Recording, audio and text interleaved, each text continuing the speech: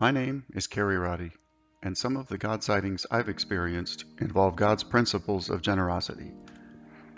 Early in my Christian walk, I was reluctant to tithe because money was tight and I didn't think that 90% of my income would be enough to meet my needs.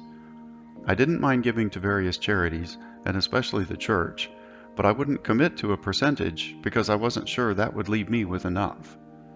At some point I realized that the whole purpose of tithing was to grow my faith to the point where I trust that God will make the remainder sufficient. God doesn't need my money, but He does want me to trust Him. At first, I struggled with that trust, and it was difficult to stick to the commitment to tithe. After a while, I started noticing various ways that God made the remaining 90% sufficient. Sometimes, small, unexpected occurrences would result in extra income.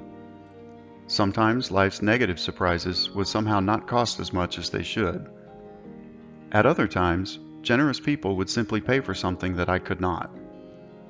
Somehow, I always seemed to have enough. Once I started putting together all the things God was doing to make my remaining income sufficient, it was easier to build that trust and eventually go beyond giving a tenth. One specific God sighting occurred after one of my close relatives was badly injured in an accident. In addition to a lengthy recovery, she incurred medical bills she could not possibly afford. 2 Corinthians 9:11 states that we are blessed so that we can be a blessing to others, and that generosity will result in thanksgiving to God.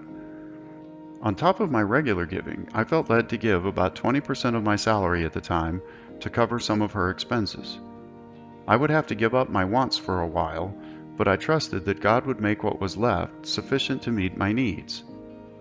Within about 2 months of making that gift, I received a bonus at a job that didn't pay bonuses, a thank you award at work that came with $1,000, and an out-of-the-blue offer for a mineral lease with a large signing bonus. Those 3 items brought unexpected cash that nearly matched the full amount that I had given away. A few years later, another close relative incurred unexpected medical bills. Since it involved a little less money than the previous experience, I decided to pay whatever his insurance didn't pay. Within a couple months, similar unexpected windfalls came in that more than covered what I had given. These are just 2 examples of the many God sightings I have experienced. I have learned that you cannot outgive God. Godly generosity not only blesses the recipient, but God looks after the giver as well. Even after giving away his 5 loaves and 2 fish, the boy in John chapter 6 still had plenty to eat.